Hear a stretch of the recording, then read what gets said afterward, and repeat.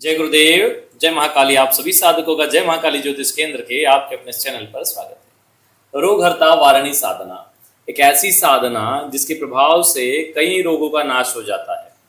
आपको कई बार देखने में आएगा, कई लोग रोगों से पीड़ित है, अलग अलग रोग है, चाहे वो घुटने दर्द हो या कोई गंभीर बीमारियां हो या किसी भी प्रकार की समस्या हो, चाहे वो लेडीजों के बाल गिरने से संबंधित हो। ठीक है, किसी भी प्रकार के रोग में ही आता है, बाल भी गिर रहे हैं तो इन सभी प्रकार की साधनाओं के लिए ही रोग हरता वारणी साधना की जाती है। वो चाहे शरीर का कैसा भी रोग हो, बुखार से लगा के गंभीर तक, उसके लिए साधना की जाती है। साधक जो बीमार है वो स्वयं करे तो अति उत्तम, वो नहीं कर सकता तो उसके नाम से संकल्प लेके कोई और कर ले। ठीक है, तो इस साधना को दोनों ही प्रकार से किया जा सकता है। छोटा सा प्रयोग है, ज्यादा बड़ा कोई विधान नहीं है, लेकिन उससे पहले पुनः पर्यावरण पे बात करेंगे। जो लोग साधना के क्षेत्र में आगे बढ़ना चाहते हैं, प्रकृति का आशीर्वाद लिए बिना वो साधना के क्षेत्र में सिद्धि को प्राप्त नहीं कर पाएंगे। पुराने ऋषि मुनि भी जब जंगल में रहते थे तो वृक्षों पर बहुत ध्यान देते थे और अपनी साधना करते थे, तभी सिद्धि की प्राप्ति आसानी से हो जाती थी। क्योंकि कलयुग में तो और भी आसान है इच्छाओं को पूरा करना साधना के माध्यम से, लेकिन इसमें आप लोगों को प्रकृति का सहयोग चाहिए।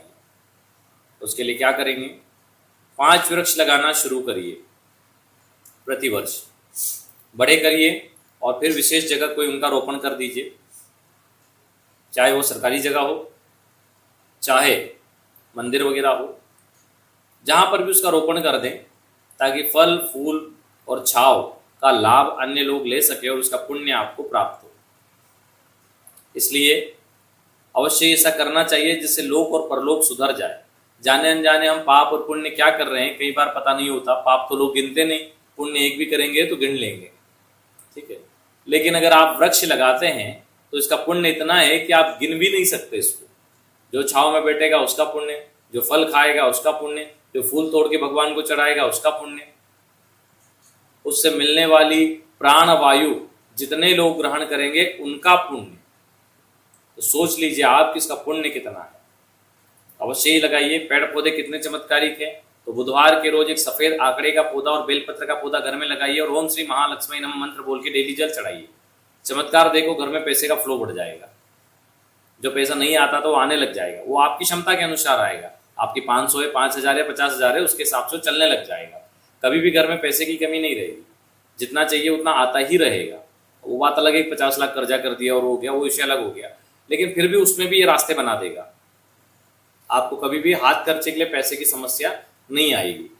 उसी प्रकार आपको पीपल, बरगद, नीम, एक फल का और एक फूल का 5 गमले में 5 पौधे लगाना चाहिए। हालांकि बड़ और बेलपत्र अपना सफेद आंकड़ा और बेलपत्र एक साथ लगते हैं एक ही गमले में, उनको लगाना चाहिए। बाकी ये अलग अलग लगेंगे। जब ये बड़े हो जाएं तो कहीं रोपित कर दें। पितृदोष की शांति होती है, रविवार को छोड़ के कभी भी लगाओ और ओम पितृदेवाय नमः मंत्र बोल के जल चढ़ाओ। अगर स्त्रियां चढ़ाती है तो ओम नमो भगवते वासुदेवाय मंत्र बोल के जल चढ़ाओ। उनसे प्रार्थना करो हमारे पितरों को सुख शांति, उत्तम गति और मोक्ष की प्राप्ति हो। रोग का सबसे बड़ा कारण, कर्ज का सबसे बड़ा कारण भी पितृदोष होता है, ध्यान रखना। कई बार क्या होता है, लोग अपनी कुंडली दिखाते हैं कि साहब हमारे को तो पितृदोष है नहीं, फिर भी हम इन सब समस्याओं से परेशान हैं। हो सकता है कि जन्म के समय आपको पितृदोष ना हो, आपके जन्म के बाद पितृदोष लगा हो। समझे बात को? तो उसके लिए आपके इसमें जो हाल फिलहाल में जो बच्चों ने जन्म लिया है, लड़कों ने, उनकी कुंडली का विश्लेषण करवाना चाहिए, तो पता चल जाएगा कि पितृदोष है।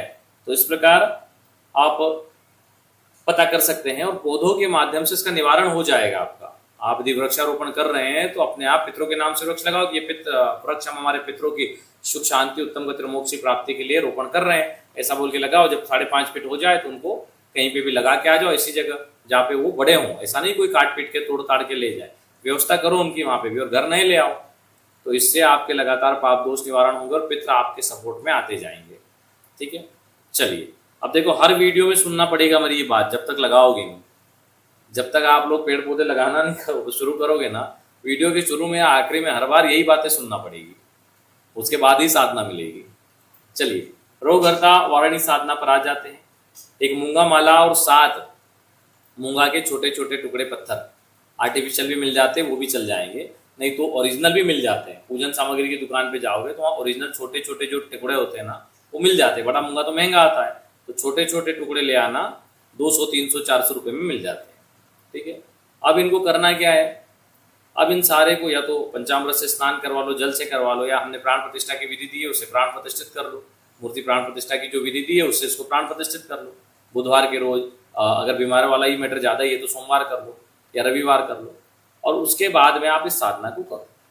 इस साधना को रात्रि 10 बजे के बाद या सुबह 4:30 बजे से करना है। सुबह करो तो ज़्यादा उत्तम है। उत्तरमुखी या दक्षिण दोनों ही तरफ मुंह करके कर सकते हैं। ठीक है, संकल्प लेना है इसमें। अगर ज़्यादा ही गंभीर चीज़ हो तो दक्षिण, नहीं तो फिर उत्तर लेके करो, तो उत्तर में सौम्य हो जाती है। हाथ में जल लेके संकल्प लो, अमुक नाम अमुक गोत्र, अपना नाम गोत्र बोलो। और मैं, अपनी खुद की दिक्कत है तो ठीक, नहीं तो किसी और के लिए कर रहे हैं तो इनके अमुक रोग के निवारण के लिए और सभी शरीर के सभी रोगों के शीघ्र निवारण के लिए और निरोगी काया प्राप्ति के लिए यह दिव्य वारुणी साधना करने जा रहा हूँ। रोग हरता वारुणी साधना करने जा रहा हूँ। भगवती आशीर्वाद दे बोल के जल छोड़ दे, क्योंकि भगवती का ही स्वरूप है। उसके बाद में आपको संकल्प लेके और 10 माला मंत्र जप करनी है उन पत्थरों के सामने। उनका सिंदूर से पूजन कर दे प्रतिदिन और 10 माला जप कर ले। अब इसमें पवित्रीकरण आचमन भी करना है, घी का दीपक भी लगाना है। ये कॉमन चीजें होती है इसलिए कभी कभी नहीं बताते। तो पहले पवित्रीकरण आचमन कर लें, पीले वस्त्र धारण कर लें, उत्तर मुखी या दक्षिण मुखी होकर बैठ जाएं, बाजोट पर पीला कपड़ा बिछा लें, उसके ऊपर एक तांबे की प्लेट में पीले फूल या फिर पीला कपड़ा बिछा के उसमें पत्थर रख दें। फिर पत्थरों को पहले अपना पवित्रीकरण आचमन करें, फिर घी का दीपक प्रज्वलित करें, उसके बाद पत्थरों को स्नान करवाएं, फिर उनका सिंदूर आदि अष्टगंध आदि से पूजन करें और उसके बाद में संकल्प ले लें। संकल्प के बाद में मंत्र जप करें। 1 माला गणेश मंत्र, 4 माला गुरु मंत्र और 10 माला रोग हरता वारुणी मंत्र का जप करें। 31 दिन की साधना है, ब्रह्मचर्य का पालन है, जमीन पे शयन है, एक समय भोजन है। अस्पतालों में लाखों रुपए लगा रहे हो तो 31 दिन साधना कर लो। अब मान लो कि कोई पुरुष साधना नहीं कर रहा और साधना स्त्री को करना है तो 31 दिन नहीं कर सकते, क्योंकि उनका महीने का टाइमिंग वगैरह आ जाता है।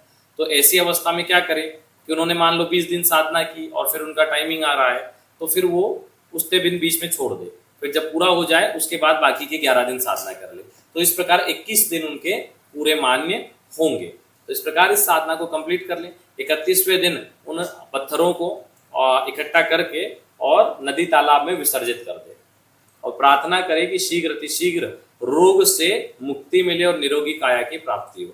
आप देखो चमत्कारिक रूप से उस व्यक्ति के रोग दूर होगा और निरोगी काया प्राप्त होगी। ये मंत्र का प्रभाव है। अगर आप किसी और के लिए कर रहे हैं ना तो उसकी फोटो भी सामने रख लें, मतलब जहाँ मूंगा पत्थर रखे वहीं फोटो भी रख लें और फिर करें तो और ज्यादा रिजल्ट आएगा। स्वयं के लिए कर रहे हैं तो कोई बात ही नहीं है।